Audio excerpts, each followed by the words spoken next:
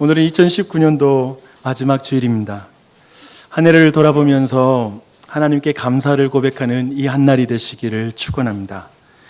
특별히 오늘 말씀을 풀어 설명할 때 저는 여러분의 모든 마음이 뜨거워지는 그런 은혜가 있기를 바랍니다. 차디탄 사람의 마음이 어떻게 뜨거워질 수 있을까요? 어쩌면 한 해를 딱 돌아보면 어쩌면 밖에 있는 날씨보다 더 차가운 마음으로 이 자리에 앉아 있을 수 있습니다.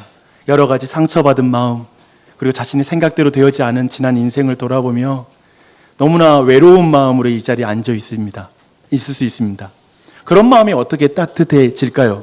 오늘 말씀 보니까요, 우리의 눈이 열려서 부활하신 예수님께서 지난 한 해 동안 나와 동행하신 것, 그분이 여전히 나와 함께 하신다는 것을 볼 때에, 그 부활하신 주님을 만날 때에 우리의 마음이 뜨거워지는 줄 믿습니다.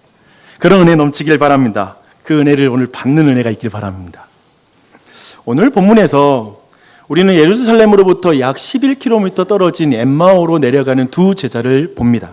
그들은 지금 큰 슬픔과 혼란 가운데 지금 그 길을 걷고 있습니다. 그들은 단 며칠 동안 자신들이 3년 동안 메시아라고 믿고 따랐던 예수 그리스도께서 붙잡히시고 십자가에 달려 죽으시고, 그리고 그날 아침에는 또 3일이 지난 그날 아침에는 또 그 제자들 중에 함께 있었던 여인들이 있었는데, 그들이 무덤에 갔다가, 예수님의 무덤에 갔다가 빈 무덤을 보게 되고, 그리고 천사들이 예수님이 부활하셨다라는 그 소식을 주셨다라고 하는 소식을 들었습니다. 그리고 그들 중에 함께 있었던 제자들 중 2명이 더 그 빈 무덤을 확인하고 와서 여인들 말처럼 무덤이 비었다, 하지만 예수님의 시체는 어떻게 됐는지 모르겠어 라는 이런 소식을 들었습니다. 저는 이 부분에서 누가는 굉장히 신중한 역사가이기도 하고요, 매우 자세하게 묘사하는 그런 역사가입니다. 네, 누가는 13절부터 24절까지 대화에서 굉장히 강조하는 게 있습니다. 뭐냐면 예루살렘에서 엠마오로 내려가는 이 두 제자는 예수님의 죽음을 목격했고, 그리고 부활하셨다라는 소식을 명백하게 들었던 제자들 중에 2사람이라는 것이 굉장히 강조되고 있습니다. 그들은 그런데 더 이상 제자들과 함께하지 않는 것입니다. 그들은 더 이상 예루살렘에 있지 않고 예루살렘을 떠나기로 결정하고 지금 떨어져 나온 사람들입니다. 왜 그들은 다른 제자들을 떠나서 엠마오로 내려가고 있는 것일까요? 더 이상 그곳에 머물 이유가 없다고 판단했기 때문에 그랬겠죠. 예수님은 죽었고 그들을 따르는 무리와 왜 같이 있지? 하고 내려가려는 것일 수 있고요. 어쩌면 지금 예수님을 죽였던 그 유대인들이 지금 그의 제자들을 찾고 있는데 모여 있으면 더 발각되기 쉽다고 판단하고, 도리어 그들은 살기 위해서 지금 2사람은 따로 떨어져서 도망치고 있는 것일 수 있습니다. 정확하게 이유를 알 수 없지만 우리는 그들이 지금 무리에서 이탈을 했고, 그리고 위험한 예루살렘을 벗어나고 있다는 것을 알 수 있습니다. 확실한 것은 그들이 여전히 이 모든 된 일을 가지고 서로 이야기하며 토론하고 있다는 것입니다. 근데 여기서 이 이야기하다, 토론하다를 영어 성경은 이렇게 번역해요. Talking and discussing이라고 말합니다.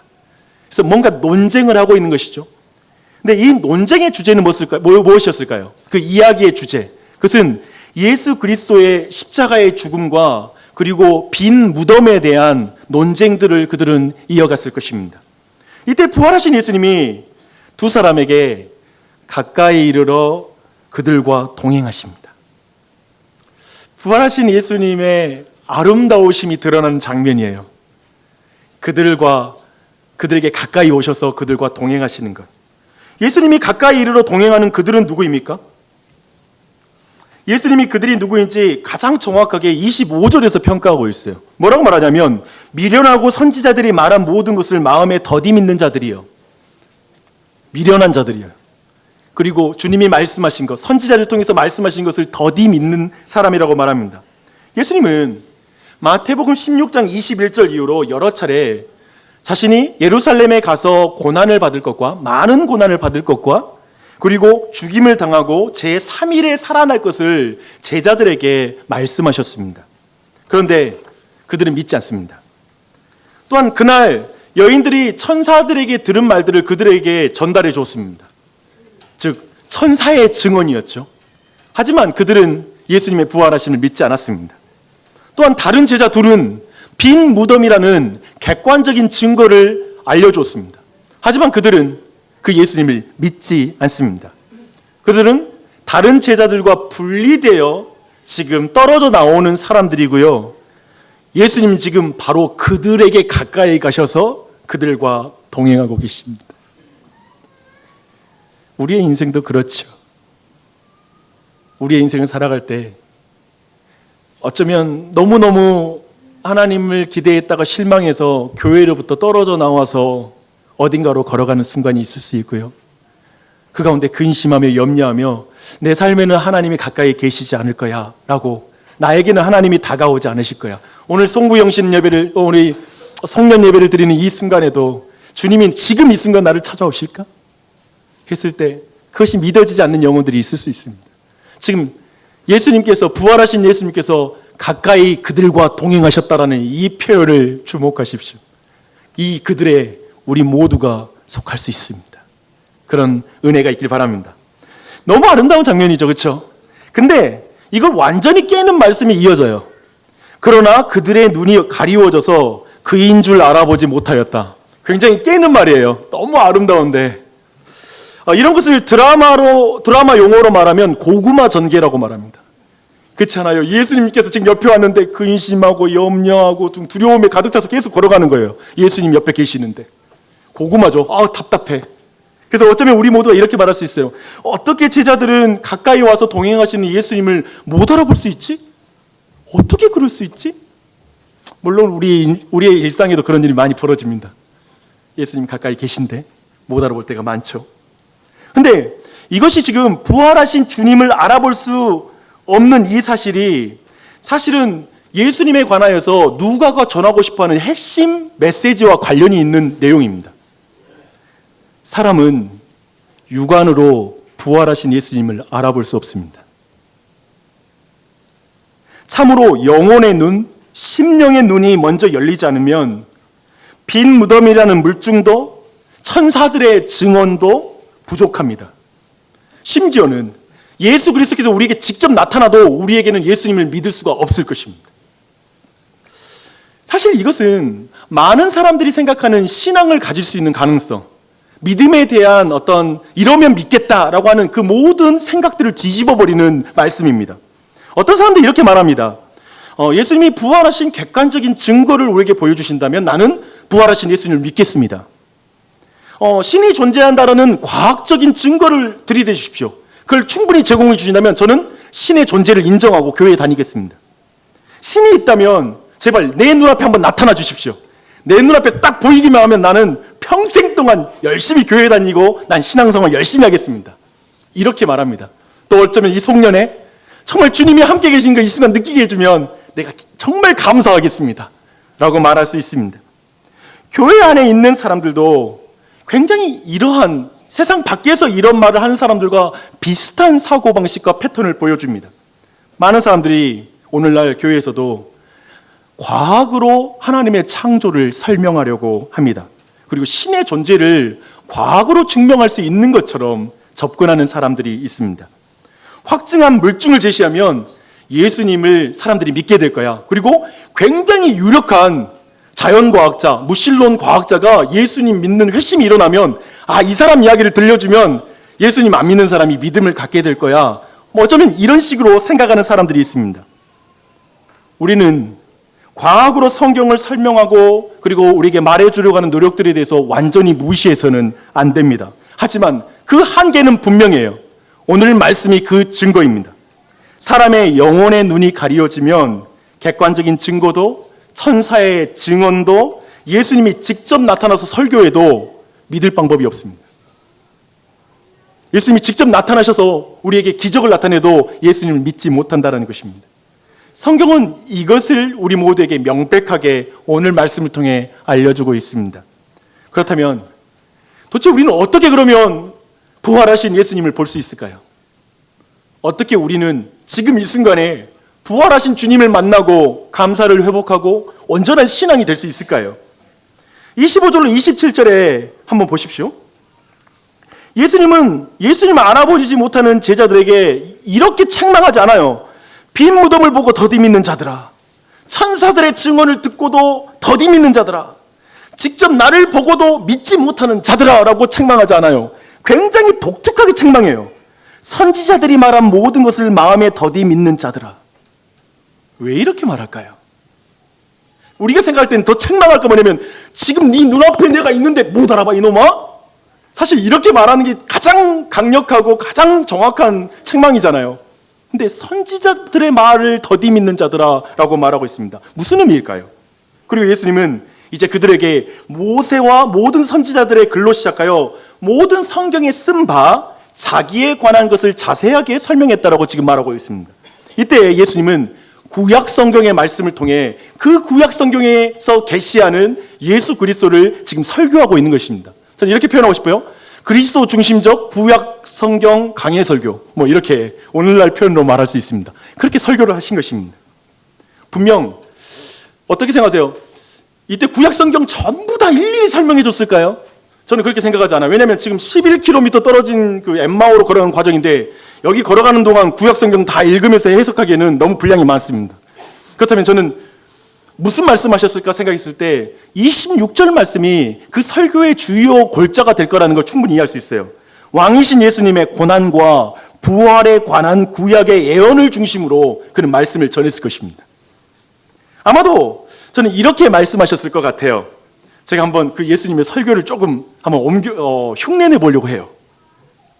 너희 조상 야곱은 유다에게 이렇게 예언했다. 규가 유다를 떠나지 아니하며 통치자의 지팡이가 그 발 사이에 떠나지 아니하기를 실로가 오시기까지 이르리니 그에게 모든 백성이 복종하리라. 모든 민족이 복종할 왕이 너의 자손에서 올 것이다 라고 출애굽할 때 예언하십니다. 그리고 그 유다의 규, 왕권은 누구에게 실현될까요? 다윗 왕에게서 실현됩니다. 근데 하나님은 다윗 왕에게 또 다른 왕을 약속하고 있습니다. 내 수완이 차서 내 조상들과 함께 누울 때 내가 내 몸에서 날 내 씨를 내 뒤에 세워 그의 나라를 견고하게 하리라.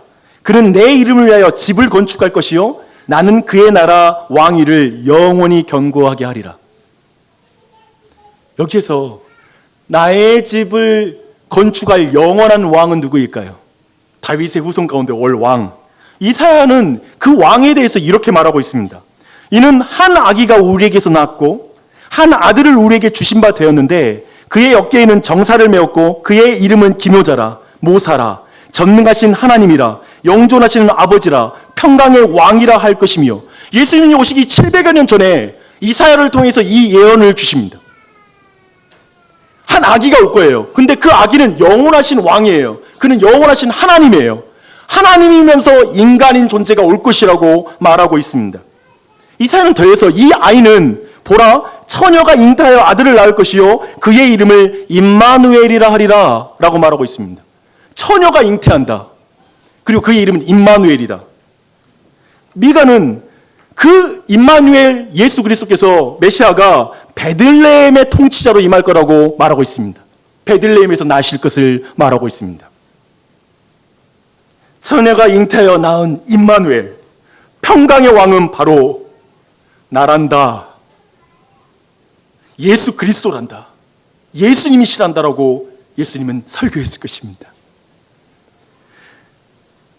임마누엘 곧 백성들의 마음을 하나님의 집으로 만들 그 영원한 왕, 그리고 그 사람들의 마음을 하나님이 거할 집으로 만들어 거기에 영원히 거하실 왕, 평강의 왕이죠. 그분이 왜 고난을 당하셨죠? 왜냐하면 하나님과 사람이 죄 때문에 원수가 되었기 때문에 그 모든 걸 화해시키기 위하여 대신 죄의 형벌을 당하시기 위해 예수 그리스도는 고난을 당하셨다라고 그분은 말씀하셨을 것입니다.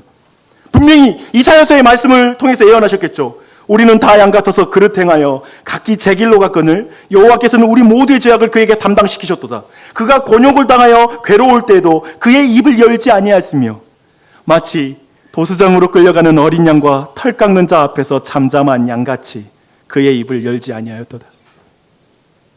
예수님이 오시기 700년 전에 이 예언의 말씀이 주어졌습니다. 또한 조상 다윗의 메시아 부활에 관한 시편의 말씀은 이렇습니다.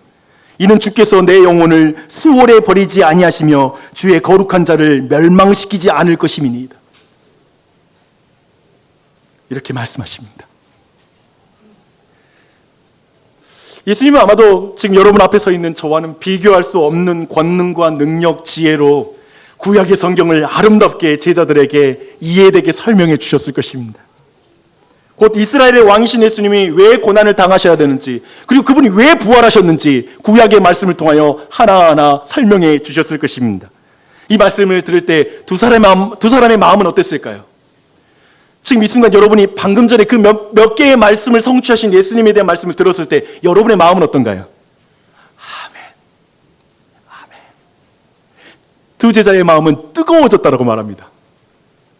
여러분의 마음은 뜨거워지셨습니까? 예수님은 말씀으로 그들의 영혼에 감동을 주신 것입니다.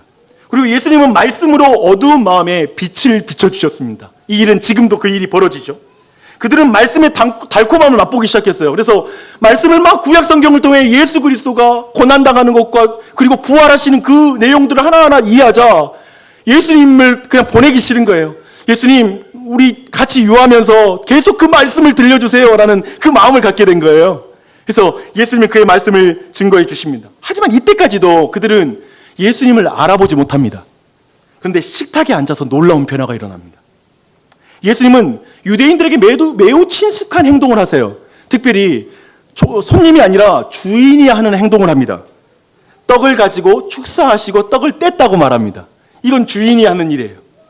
그 장소의 주인으로 예수님께서, 부활하신 주님께서 그 떡을 떼어서 그 더디 믿는 두 제자, 다른 제자들에게 떨어져 나온 두 제자, 이제 더 이상 주님의 제자의 길을 어쩌면 내려놓고 자신의 삶으로 다시 돌아가고 싶었던 두 제자, 그 제자들에게 예수님이 떡을 떼주십니다. 이 떡을 축사하시고 떡을 떼주는 장면은 아마도 그 두 제자에게는 특별한 어떠한 연상을 하는 사건들도 있겠죠.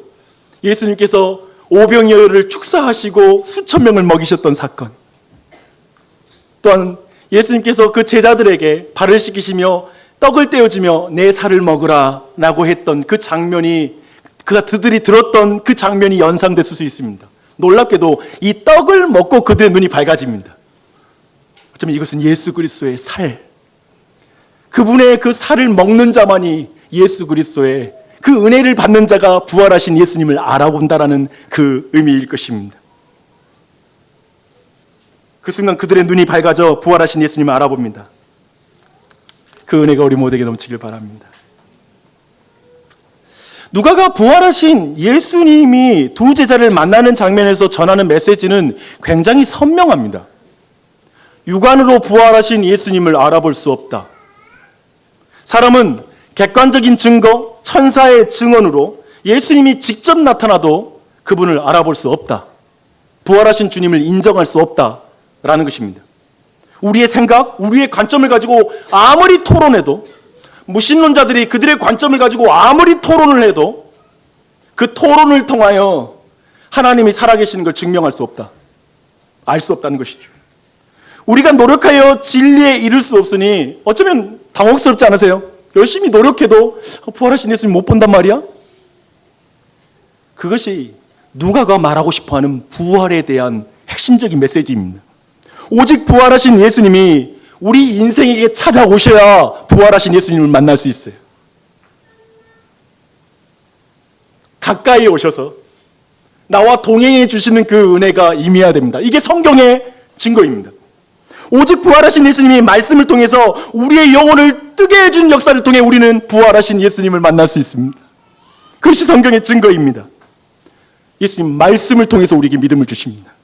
어떤 기적이 아니라, 어떤 놀라운 이적이 아니라, 사실 우리에게는 그것이 예수님 믿는 이유가 될 것 같은데 하나님은 지금도 말씀을 통하여 예수 그리스도에 대한 믿음을 주고 계십니다. 특별히 하나님은 구약의 말씀이 예수님을 가리키는 것임을 분명하게 우리에게 해석하여 주심으로 우리에게 여전히 믿음을 주고 계십니다. 아드리안 로저스라는 목사님은 이렇게 말합니다. 성경을 어디든 잘라보면 피가 흐를 것입니다. 예수님의 피로 모든 페이지가 얼룩져 있습니다. 아멘. 제가 자주 말씀드려서 여러분 잘 아시겠지만 저는 판타지 소설이나 영화를 굉장히 좋아합니다.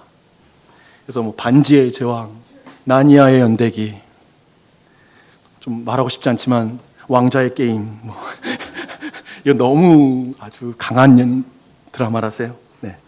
쿵푸 팬더 뭐 이렇게 하면 저랑 어울리니까 알맞을 것 같고요. 근데 이 판타지문들이 굉장히 차용하고 있는 게 뭐냐면 예언과 예언 성취 구도입니다. 대부분 주인공은 처음에는 사람들에게 무시를 당합니다. 때로는 자신이 그 예언된 구원자라는 사실을 아직 모르는 거예요. 각성하지 않은 것이죠. 쉽게 말하면. 그래서 스스로도 자신이 되게 무능하다라고 생각하는 그런 사람들이 등장합니다. 하지만 그가 예언된 구원자라는 사실이 밝혀질 때 갑자기 엄청난 능력이 그들에게 나타나기 시작하고요. 그리고 사람들은 그를 구원자라고 인정합니다. 특히 그가 예언된 자라고 증명되면 이제 모든 사람이 항복하고 그를 따르기 시작합니다. 결국 예언된 대로 역사가 진행되면서 이 모든 드라마는 끝나게 되죠. 많은 사람들이 이런 판타지물에 열광합니다. 근데 이런 것은 최근에 있는 일만은 아닙니다. 반지의 제왕이나 또 마블 시리즈의 어떤 모티브가 된 북구 유럽의 신화에도 이런 것들은 굉장히 많이 등장합니다. 바이킹들의 신화 속에 오딘과 토르, 프레이야, 뭐 이런 이름들, 그리고 그들은 굉장히 예언이 이루어지고 예언대로 이루어지는 그런 성취, 그런 것들 통해서 그 신화가 이루어지고 있습니다. 모든 사람 안에는 어쩌면 예언과 예언의 성취에 대한 어떠한 기대가 있습니다. 어떤 사람이 나오더라도 스스로 주장하는 것이 아니라 신이 그를 미리 정한 자였다, 미리 예고했던 사람이었다라고 생각할 때 모든 사람들은 그 권위를 인정하고 따르기를 좋아합니다. 그런데요, 이것이 성경과는 어떠한 차이가 있을까요? 성경과의 차이는 역사 속에 오신 성자 하나님, 처녀를 통해 베들레헴에 나신 예수 그리스도입니다. 그분이 차이입니다. 그 예수님이 인류의 역사 속, 곧 이스라엘의 수천 년이나 되는 그 역사 속에, 그리고 그 역사 가운데 기록된 수천 년부터 기록된 구약 성경의 예언대로 오셨고 그 모습으로 사셨고 그 모든 말씀을 성취하신 그 구체적인 역사성, 그게 바로 독특성입니다.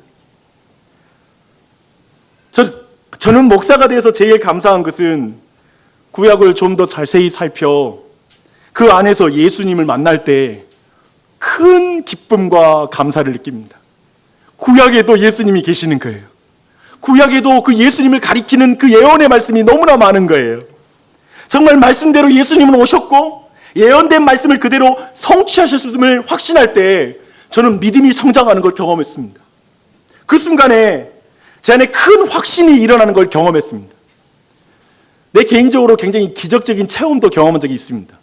근데요, 죄를 한 3일 동안 계속 지으면 그 경험이 진짜인가라고 의심이 돼요. 제가 그 경험의 어려움, 경험이 얼마나 약한지를 뼈저리 아는 사람입니다. 경험은 우리에게 견고한 믿음을 주지 않아요. 내 자신에게 있는 경험은 감정에 따라 바뀌어요. 다르게 해석돼요. 하지만 대상이신 하나님, 그 대상에 대한 믿음, 하나님, 삼위일체 하나님에 대한 믿음이 우리를 온전히 이끕니다. 그분에 대한 말씀이 우리를 온전하게 합니다. 이것이 어쩌면 우리가 몇 년 동안 가스펠 프로젝트를 따라오면서 지금 복음을 구약 내내 살폈던 그 유익이 아닐까 싶습니다.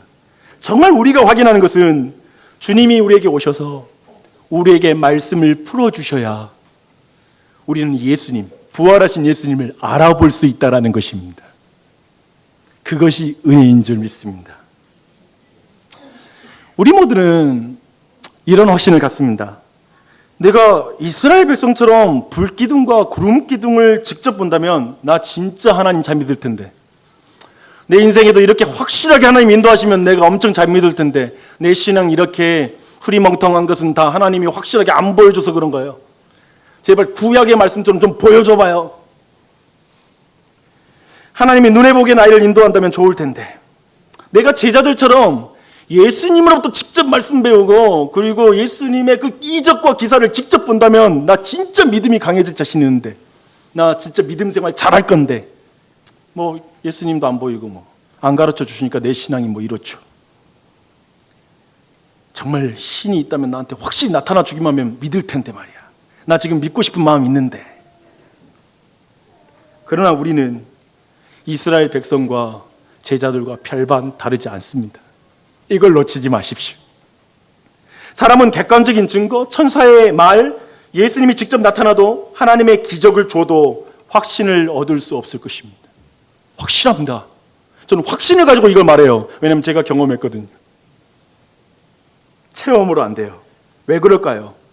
제가 어쩌면 오늘 말씀의 핵심은 말씀으로 믿음을 준다는 건데요. 제가 신앙생활하는 내내 힘들었던 게 뭐냐면, 왜 말씀으로 믿음을 주지? 다른 걸로 믿음 주면 안 되나? 이거였어요. 주구장창 내년에도 우리가 통독하자고 그럴 거고, 주구장창 성경 읽자 할 거고, 교회 오기만 하면 말씀 보고 또 공부하자고 그러니까, 아니 공부가 중요한 게 아니고 다른 거 하죠. 계속 우리가 그런 말이 생기잖아요. 교회 다니면. 도대체 말씀이 믿음을 준다는 게 무슨 말일까? 제가 이걸 곰곰이 생각하다가 한 이야기를 만들어 봤습니다. 이건 말도 안 되는 이야기인데요. 한번 들어보십시오. 여기 한 아이가 부모에 대해서 완전히 불신하는 아이가 하나 있습니다. 아이는 부모가 어떻게 해줘도 부모를 믿지를 못하는 거예요. 부모가 그를 사랑하는 걸 믿지 못하는 거예요. 그래서 끊임없이 이렇게 말하는 거예요. 정말 저를 안 버리실 거예요? 정말 저 사랑하는 거 맞아요? 사랑하면 사랑한다는 증거를 보여줘 보세요. 그래서 부모는 끊임없이 그 아이를 사랑한다는 증거를 계속 보여줬습니다. 그리고 어느 순간 그 모든 노력들을 내려놓게 됐습니다.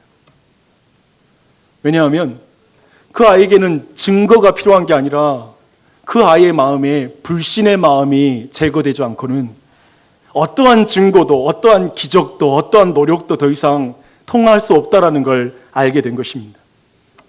그래서 이젠 부모는 그 아이에게 이렇게 말합니다. 내 말 믿어. 내 말을 믿어. 나는 너를 사랑한단다. 내가 너를 죽기까지 사랑한단다. 나를 믿어. 그 말을 듣고 정말 미련한 아이가 부모에게 이렇게 말합니다. 저를 사랑한다고요? 죽기까지 저를 사랑한다고요? 그럼 한번 죽어보세요. 부모는 결국 그 아이를 위해 죽습니다.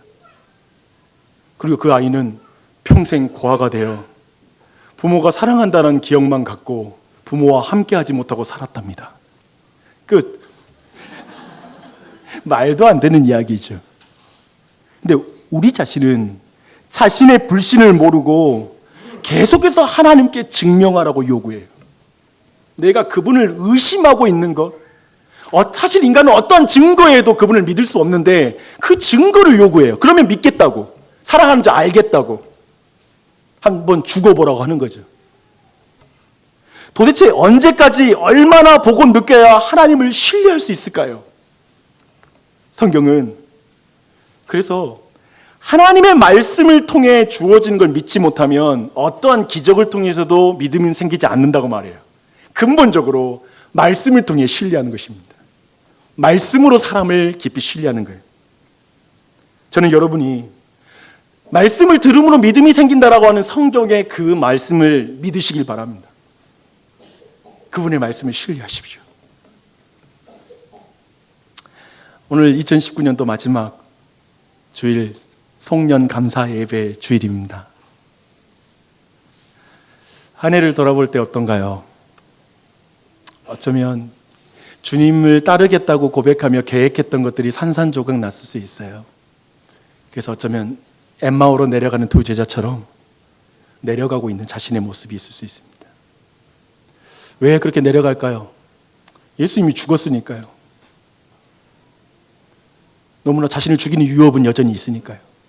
마치 우리의 삶의 현실 속에서 예수님 살아계신 것 같지 않고 하나님은 나와 동행하지 않는 것 같고 마치 내 삶에는 최소한 하나님이 죽은 것 같은, 왜 그때 하나님 날 보호해 주지 않으셨는지, 왜 함께하지 않으셨는지, 그렇게 내 마음도 다 산산조각 나고 정말 가정도 산산조각 난 것 같고 내 모든 미래에 대한 계획도 다 산산조각 난 것 같은 그 마음으로, 차가운 마음으로 그렇게 엠마오로 내려가는 자신이 보일 수 있습니다. 그런 우리에게 소망은, 그런 우리를 부활하신 주님께서 찾아오셔서 동행하시는 것입니다.